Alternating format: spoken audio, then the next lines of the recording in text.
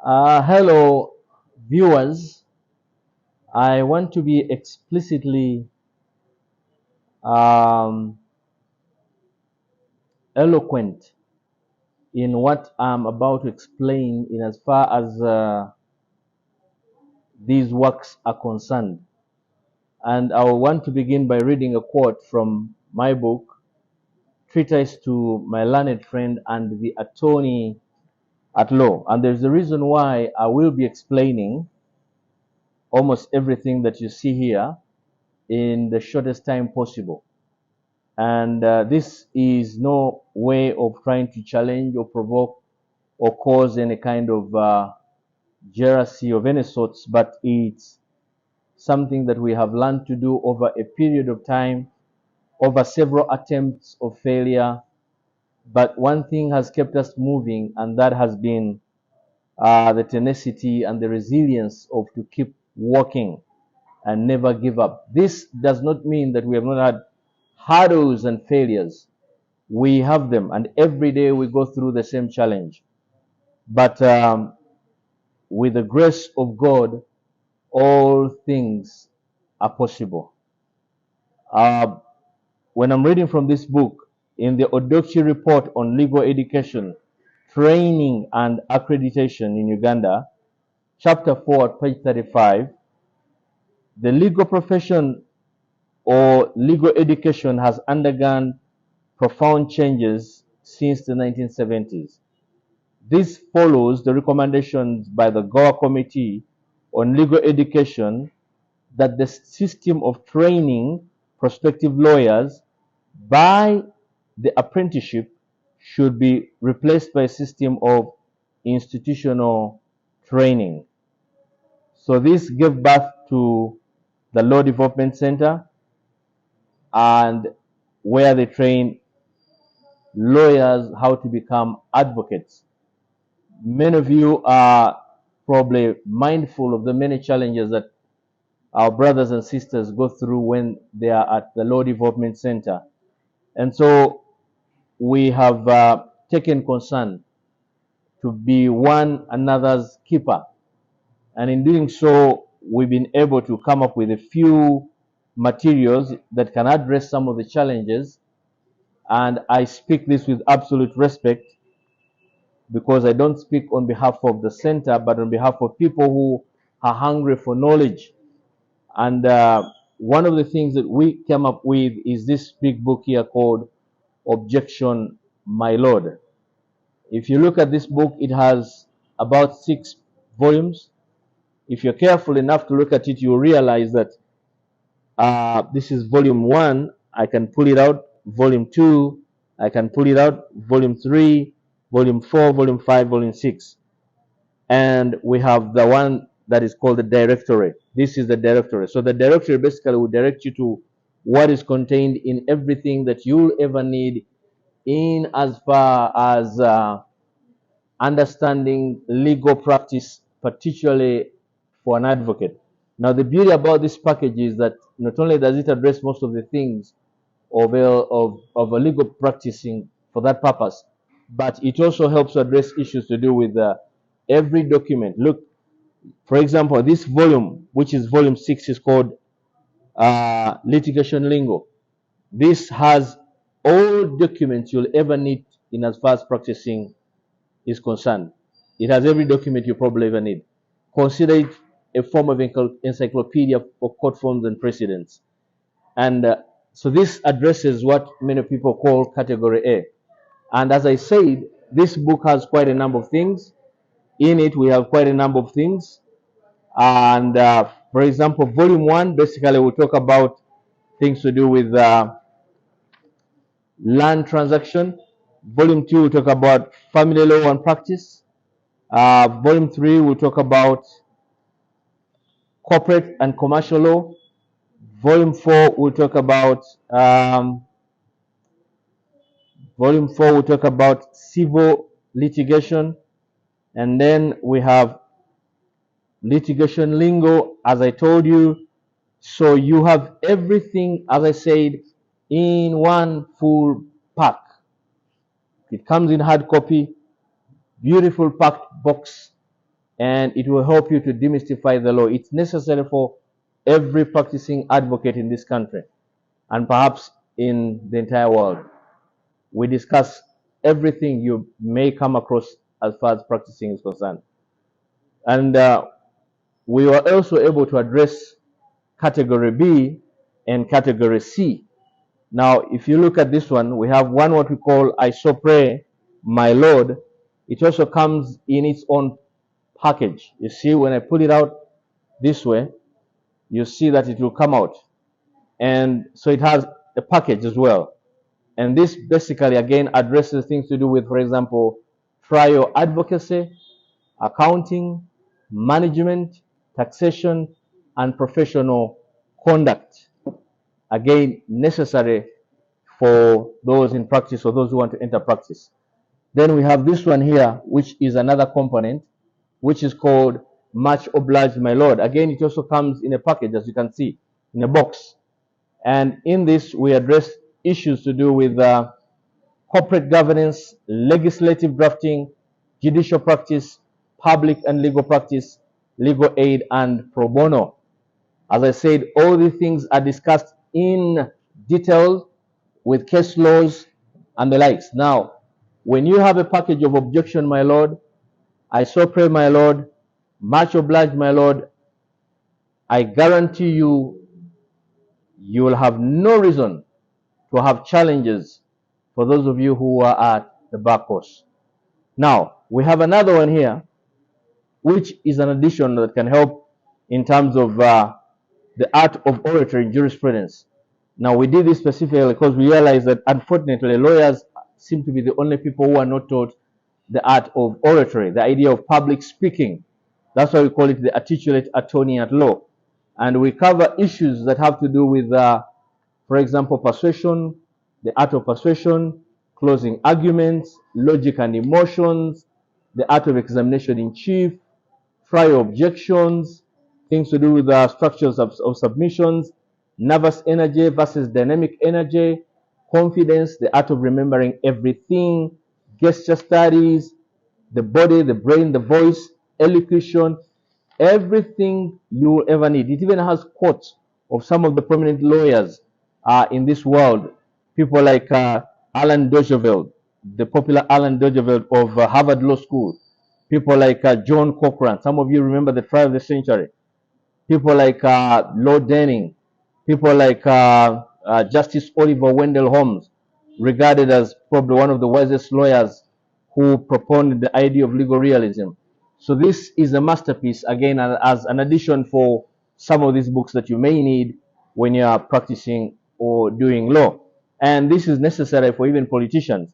Now listen, what is so interesting about law these days is that, and I would like to make another quotation from this book, perhaps before I continue. I would like to quote something for you that is important again in terms of trying to understand and appreciate the components of law. I think it was Ralph Waldo Emerson in 1871 said that if a man can write a better book or preach a better sermon or make a better mousetrap than his neighbor, even if they build the house in the woods, the world will make a beaten path to his door. So we know that when you do your job, people will seek you out. And Bernard Shaw once said, most men see things as they are and ask why. I dream of things that are not and ask why not. So I want to encourage you that this is intended to help you to excel. This is intended to help you to do over and above. And even as you think whether or not you have the capability to do what you're doing, listen what Orison Swett Marden once said. He said, deep within a man dwell those slumbering powers that would astonish him, that he never dreamed of possessing. Those forces that will revolutionize your life if aroused and put into action. So even as we do these things, we intend to provoke, we intend to inspire you, we intend to motivate you so that you know that all things are possible. Listen, I would like to continue with this. Like I told you, in law school, perhaps again, is the only place where they do not teach us the psychology. So we have co-opted a book called The Psychology of the Law. This will teach you as a lawyer to know why it's necessary for you to use psychology, because almost everything that you do as a lawyer is basically premised on psychology. Under this, we discover or we talk about things to do with the history of psychology, biopsychology and cross-examination, personality and violence, psychotherapy and violence, intelligence and violence, the nature and nature of debates, mental illness in terms of what? Substantive abuse, assessment of insanity, psychiatric evidence, juvenile delinquency, and stuff like that. So this is another must-read book for you who want to become fine pencils in the legal jurisprudence of this country. Listen, we have also not ended there, but you see, we have found it necessary that even as we pursue the things that we do, we think that the education system should be resonate with changing circumstances, and it should accommodate situations. We should not be dogmatic. I know that there's a problem with the law, and one of the books that we wrote is called Freedom Through the Law, where we argue that the law is dogmatic, this ideology of following precedents. But I believe in legal realism, whereby law should be interpreted in terms of changing prevailing circumstances. And that's why we embrace new ideas or new innovations that are coming on right now. So most of the books that you're going to see here are books that actually answer some of the questions. I'll begin with, for example, this one here. It's called The Law of Forensic. Listen, this is extremely important today. Many of the challenges we have in this country are only answered by Scotland Yard in England, and we're not able to answer questions when we have issues, for example, when our loved ones are shot or given poison and stuff like that. So here we talk about forensics, we talk about the origin of autopsy, process of mummification, the forensic of technology, the origins of ballistics, things to do with the anthropometry, the origins of fingerprints, DNA usage, things to do with progressive change, comparisons analysis, things to do with probability techniques, and things to do with professional witness, determination of torture, psychological autopsy, evidence in courts, doctors in courts, the burden of proof, evidence on scenes of the crime, taking of photographs and capturing videos, drawing sketches, things to do with cross-examination, trace evidence, things to do with the pleas, and things to do with criminal procedure in forensics, verdicts, pleas of not guilty and guilty in terms of forensic law, criminal profiling, tertiary education in terms of what is required, bricks and mortar and the Socratic method in terms of teaching that help you, forensic pathology, medical jurisprudence, state medicine, inquest, everything that you probably Y chromosome analysis, mitochondria and DNA analysis, STR analysis, PCR analysis, things to do with DNA technology, things to do with evidence of handling or limitations or exceptions to statutes, stuff like that. Forensic, what they call forensic victimology in terms of practice, things to do with writing forensic reports, for example, things to do with the story of model and DNA evidence, sample checking, sample reports, sexual assaults, and the likes. We may give examples even that are related to some of our cases here that have argued forensic law.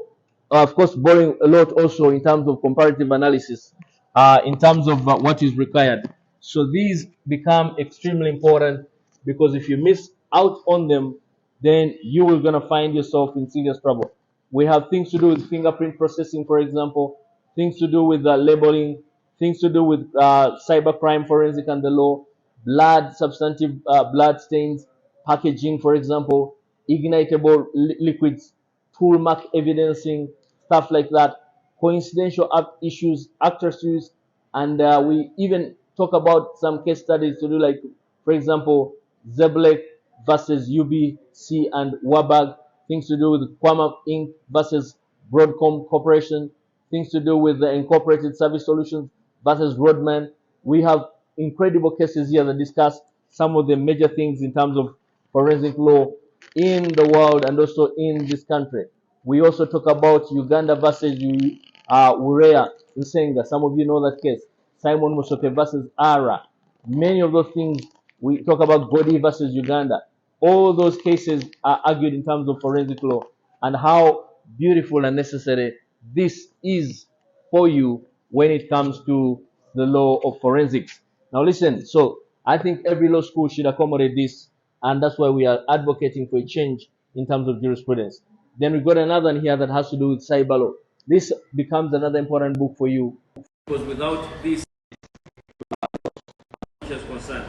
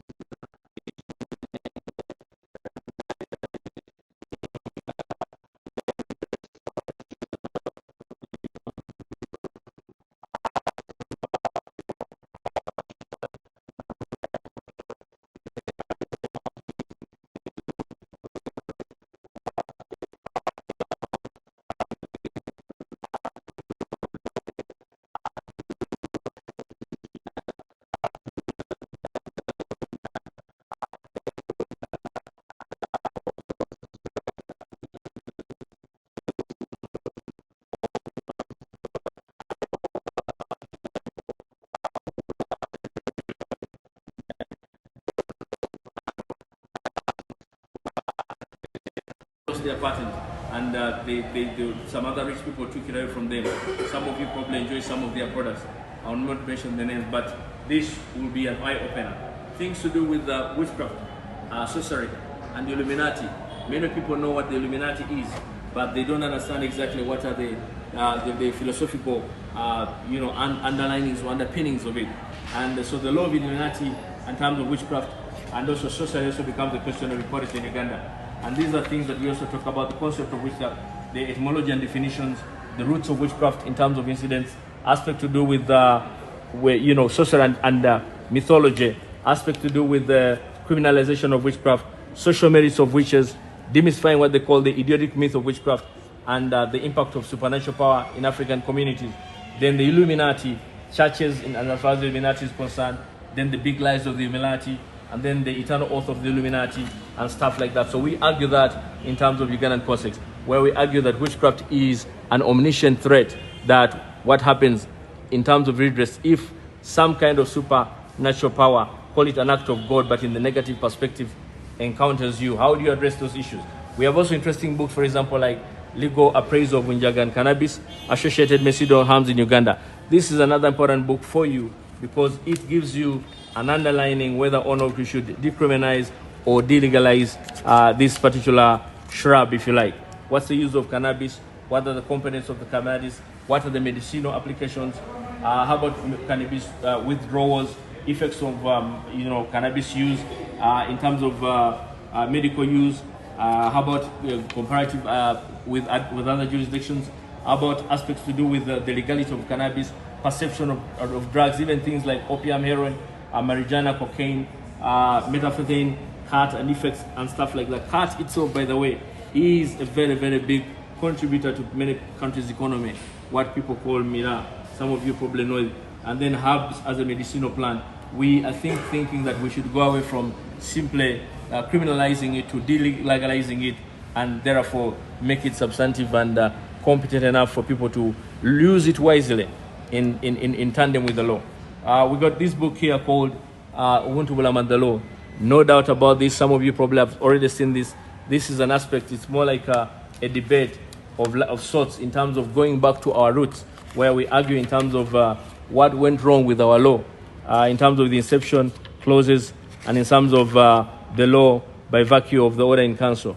And when you read some of these statements, for example, of people like Lord Mackley, who said, I have traveled across the length of the breadth of Africa. I have not seen one person who is a beggar, who is a thief. Such wealth have I seen in this country, such high moral values, people with such caliber, that I do not think would ever conquer this country unless we break the very backbone of this nation, which is her spiritual and cultural heritage. And therefore I propose that we replace our old and ancient education system, her culture, for if the Africans think that what is foreign in English is good and greater than their own, they will lose their self-esteem, their native culture, and they will become what we want them, a truly dominated nation. If that doesn't arouse eyebrows, then I don't know what to tell you, my friend. This is a question of importance. I already told you about freedom through the law in terms of arguing the dogma of the law, but we also bring in some of those components of what is necessary as far as freedom of the law is concerned. And in it, we argue and make important discussions that have to do with the law as a dogma. So we also make some proposition in terms of the origin of the law, in terms of theories of the law. This becomes very important in terms of theories of the law, by the way. For example, the Romano-Jamaic legal system, the common law family. Some of you only know the common law family. Things to do with the Jamaic civil law system, Muslim, Hindu, and Jewish law. Stuff to do with the legal doctrine of the origin of the law. Things to do with the religion and the legal ethics. And then lawyers and clients in terms of as a moral covenant in terms of what is required. And then aspects to do with the law of precedent as a witness. Aspects to do with the law as a clog. And then aspects to do with the legal realism and some sort of Ubuntu Bulam, if you like. And then we've also got this other one here, which is called intelligent design and the African ontological and epistemological aesthetics, a legal philosophical discourse, where we argue again in terms of trying to understand whether or not Africa had a god, or whether or not we were simply, the god that we have was imported and therefore imposed on us. You want to understand what is written here. The intention of this book basically is to affirm the existence of an African God, if there's anything like that. God, the maker of the dynamic universe. In this book, I analyze the myth of various African peoples who relate that after setting the world in motion, the supreme being withdrew and remains remote from the concerns of human life. Or better perhaps, he set his paradigms in which we call mankind, could reach him through different metaphors, call them religion. So we're arguing in terms of conversion of religion rather than divergence of religion. Another interesting one for those of you who are music lovers is the law of music in Uganda. This also becomes a question of importance because how often do we see a lot of copyright infringement in terms of music?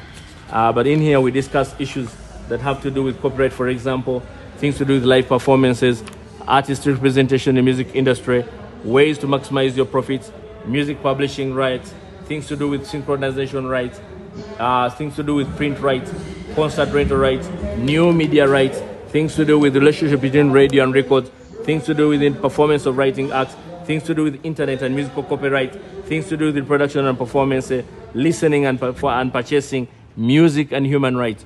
All this becomes a question of importance for you, my friends.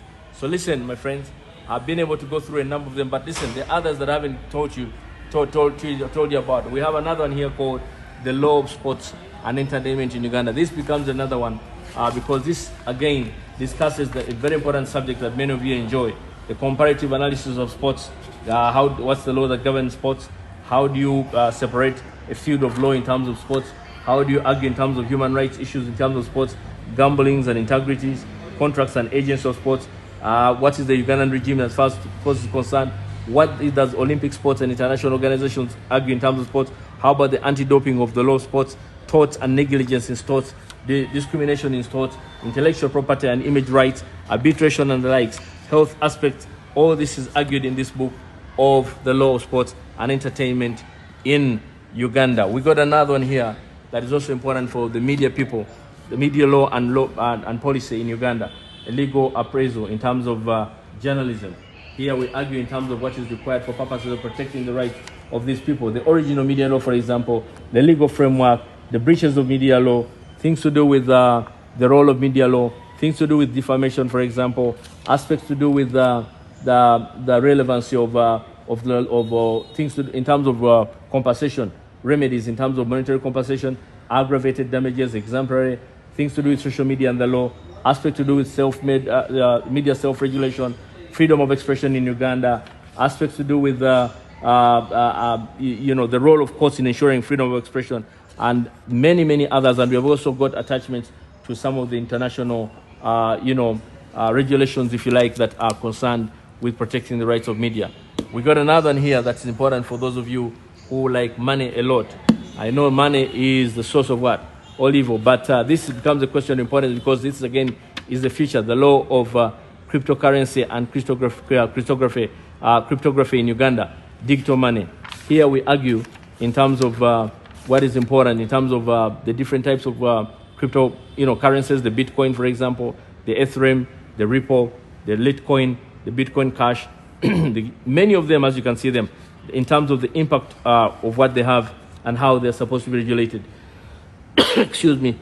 And then we also talk about the Bitcoin technology, for example, the risks in terms of the crypto markets, international practice in terms of cryptocurrencies, and then aspects to do with the taxation in terms of the digital economy, and then the legality of it, and the regime governing the taxation of cryptocurrencies. So here we have recommendations that we make and also attachments, and whether or not the legality that is a question of debate in Uganda today.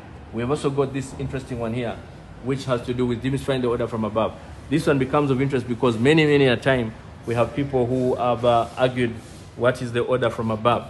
You know this idea, you come and apprehend someone and you say order from above. That's why we call it Uganda versus the Attorney General, when the forces exceed their constitutional mandate. Here we are arguing things to do with the historical development of criminality, arrests and warrants. How do you arrest someone with a warrant or without a warrant? Detection, conducting arrests, interrogations and confessions, aspects to do with search and seizure, aspects to do with the human rights perspectives, many other things to do with the fruit of the poisonous tree doctrine, what constitutes an interrogation, rights to bail, aspect to do with the rights of accused people, what criminal justice and first authority of the state, those aspects, even the Posse Comitatus Act, even the Miranda rule, that many people will not understand. How do you enforce it? Admissions and confessions, coercions and beating, phone tapping, gazetted sales and safe house. You know, all those aspects. I talked about the posse comitatus here. And then issues to do with quarrying riots, aspects to do with the human rights violations, the legality of it. Then we have issues that have to do with encroachment in terms of general freedoms of the state and the like. So this is another important book for you to comprehend. We got another interesting book here that is extremely important. It's called Exhausting the Inexhaustible Buganda Ghost, Hoodwinked, Dumped, Used, and Redumped, a quest for Buganda's cause for Buganda's independence. Here we are arguing in terms of whether or not the things that Buganda has today are self-made or they were given a bad deal. So we talk about the Magazine of Uganda, for example. We talk about the 1900 Buganda Agreement, the applicability of the test of a valid contract as far as the 1900 Agreement was concerned, the order in council, the unmasking of the Buganda in terms of colonial rule, development of the protectorate, the first Kabaka crisis, second Kabaka crisis, third Kabaka crisis, the coffin cake saga, the federal question.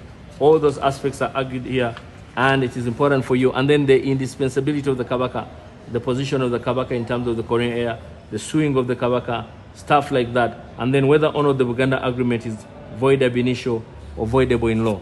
This is a must read again for you people who are interested in knowing some things about that.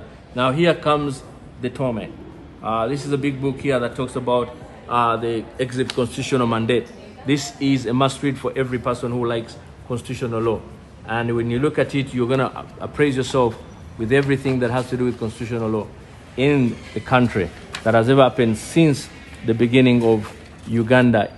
Okay, here we have quite a lot of information, the doctrine of separation of powers, the role of the legislature in terms of checking, things to do with more constitutional minded than executive, things to do with executive and the Buganda question, aspects to do with the executive and religion, aspects to do with not a mere change of arm but fundamental change, where we're arguing in terms of what happened with the NRM issues, political questions, referendums, electoral democracy, things to do with situations from other jurisdictions, for example.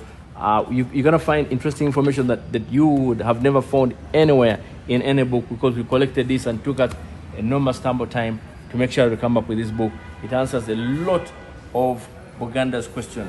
We have an interesting one here that I don't want to miss out. It's called The Rebels of Jurisprudence. And again, it also comes in a package, as you can see. When you look at this book here, it comes in a package. And when you open it, has a good package, as you can see. And here we discuss what we call Legal Hall of Fame, Uganda's legal generals. These are people who have made fundamental impact on this country. And I can tell you that when you appreciate some of them, you'll understand why they're here. People like Professor Joseph Kakoza, Professor J. Oloko Nyango, Professor David Bachivinga, Professor J.W. Kanyehamba, Professor Sylvia Tamale, Professor Sempewa, Professor Twino Mugisha, Professor Ntabireki, Professor Christopher Mbazira, Professor Mamdani, Professor Ali Mamzui, Professor Tibatema, Professor Yash Standard. We have quite a number. I cannot go all of them, but as you can see, all of them are here. And we even have the rebel man himself. Some of you know Isaac Semakade. He's here. You could read it and find a lot of interesting things. Even Malema Vedizi is captured here because he has actually made a great contribution in terms of the jurisprudence of this country. So we know that we give credence where it is due. Interestingly enough, what I've been showing you can also be found here. You see, when you look at these come in terms of what they call QR coded, call them calendars if you like. These ones, we give them to you as souvenirs. So each book has, you see a book here, and then you see a QR code. When you put your phone here, the QR code will reflect, and then the book will automatically come on your book or on your phone.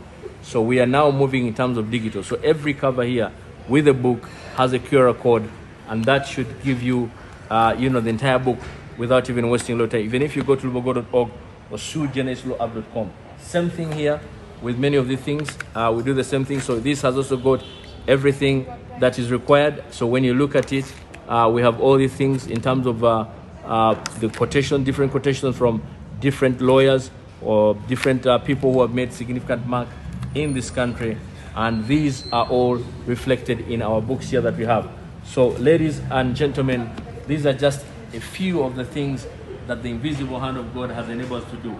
The reason why I want to go through the liberty of trying to explain all this is so that you understand the value and the relevance of these things. They don't come easy. They come with sweat, with blood, and with tears. They come with a lot of sacrifice. But we're grateful to the Sui Generis team.